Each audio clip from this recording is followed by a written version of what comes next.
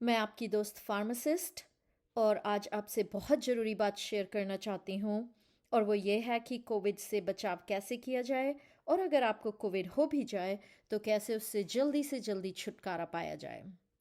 3 चीज़ें बहुत इम्पॉर्टेंट हैं जो मैंने बहुत महीनों की रिसर्च के बाद खोजबीन करके निकाली हैं कि कोविड को कैसे जल्दी से जल्दी छुटकारा पाया जाए और कैसे बचाव किया जाए। विटामिन सी, जिंक और विटामिन डी। और ये बहुत ज़रूरी है आपको जानना कि कौन सी केमिकल फॉर्म होनी चाहिए और कितनी डोज में लेना चाहिए और कैसे लेना चाहिए इन विटामिन्स और मिनरल्स को। आज मैं फोकस करना चाहूँगी विटामिन डी पर, क्योंकि मेरे एक्सपीरियंस में सबसे ज़्यादा इम्पोर्टेंट है विटामिन डी, जो आपको बचाएगा कोविड से और अगर कोविड हो जाएगा तो आपको जल्दी से ठीक होने में मदद करेगा। जैसे कि आप लोग जानते होंगे विटामिन डी एक विटामिन है, लेकिन क्या आपको पता है कि ये विटामिन डी एक हार्मोन भी है? विटामिन डी शरीर में बहुत सारे रोल्स प्ले करता है और एक्चुअली आपने कभी सुना नहीं होगा, लगभग पिछले 10-15 सालों से इन द साइंटिफिक कम्युनिटी ये बातें हो रही हैं कि there is a big pandemic of vitamin D deficiency.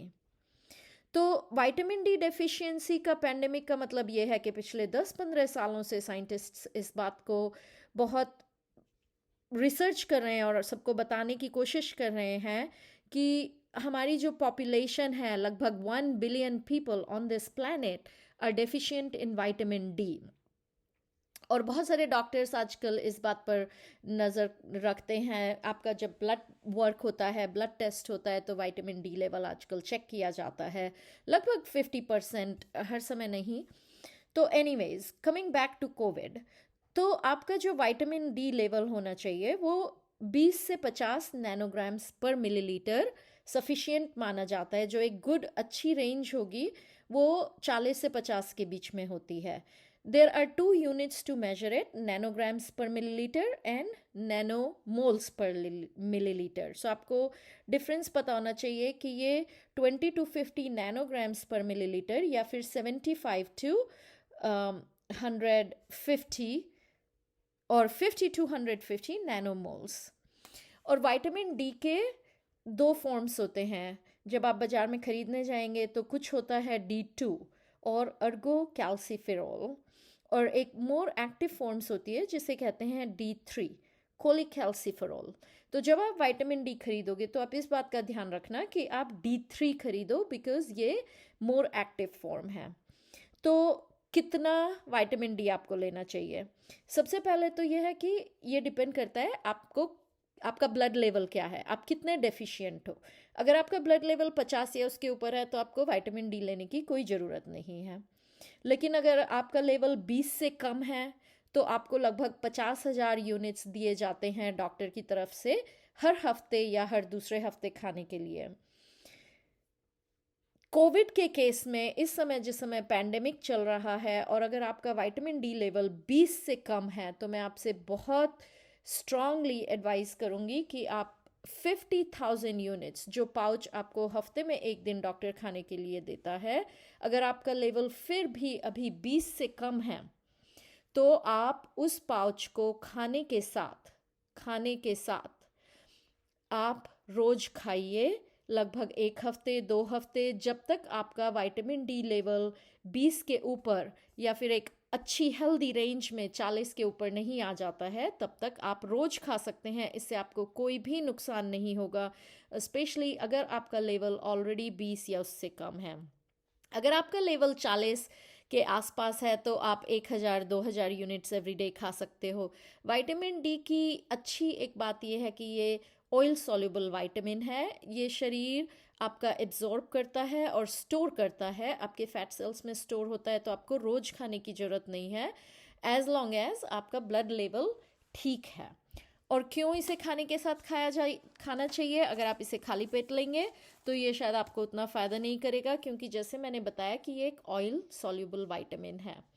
और ऑयल सॉल्युबल विटामिन तभी एब्जॉर्ब होगा जब आप उसे ऑयल के प्रेजेंस में लेंगे। तो जो भी आपका biggest meal of the day है, आप खाने के साथ में, खाना जिसमें बटर, ऑयल, फैट्स, मिल्क, दही जो भी है, उसके साथ में जब आप लेंगे तो आपका बॉडी विटामिन डी को एब्जॉर्ब करेगा। अगर आपको नहीं पता है कि विटामिन डी लेवल कितना है, तो आप safely, specially during the pandemic, आप 5,000 से 10,000 यूनिट रोज खा सकते हैं। और कोशिश कीजिए जल्दी से जल्दी, जितना जल्दी, 1 हफ्ते 2 हफ्ते, जब भी हो सके आपका विटामिन डी लेवल टेस्ट कराने की कोशिश कीजिए। अगर नहीं है, मैं आपको एक बात बता दे रही हूँ, 80% of the world population is deficient in vitamin D. जो अभी मैंने आपको रिसर्च पेपर दिखाया था, there is a global pandemic of vitamin D deficiency.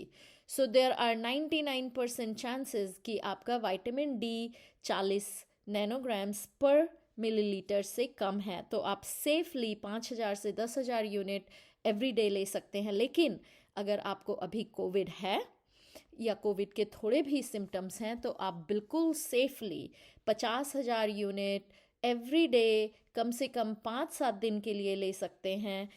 मेरे अपने पर्सनल एक्सपीरियंस में, मैं जिस फार्मेसी में यहाँ पर काम करती हूँ, कम से कम सैकड़ों लोग हमें फ़ोन किए या पूछा, हमारे पास दवाई लेने आते हैं, क्या करें, कोविड हुआ है। मैंने पर्सनली बहुत सारे लोगों को, अपनी फैमिली में सबको, अपने दोस्तों में सबको, अपनी जान पहचान में सबको, जिन्हें भी कोविड हो गया, मैं अपने आप खरीद के उनके घर के बाहर मैं विटामिन डी, जिंक और सी रख कर आई। सब लोग बहुत सेफली, बिल्कुल आराम से, उन्होंने 50,000 unit every day from 5 to 10 days खाया और सब लोग आराम से ठीक हो गए। उनमें से कोई भी एक इंसान मेरे एक्सपीरियंस में हॉस्पिटलाइज नहीं हुआ और 5-7 दिन में ठीक होकर वापस आ गए। और किसी को भी लॉन्ग टर्म साइड इफ़ेक्ट्स मेरी जानकारी में अभी तक नहीं हुए हैं, जिन भी लोगों ने vitamin D 50,000 units per day खाया। इसके साथ में मैंने बताया विटामिन सी और जिंक। मैं आपको एक नया वीडियो बनाऊंगी जिसमें मैं आपको बताऊंगी कि क्यों जिंक काम करता है, और कुछ दवाइयाँ ऐसी हैं जो आपके जिंक लेवल को बढ़ा देती हैं। विटामिन सी क्या करता है। लेकिन फ़िलहाल आप कोशिश कीजिए, विटामिन डी आप लेकर आइए, खाने के साथ में रोज़ खाइए जितना जल्दी हो सके। आप अपना विटामिन डी लेवल चेक करवा लीजिए। Till then, have a safe time. Please be safe from COVID and take care.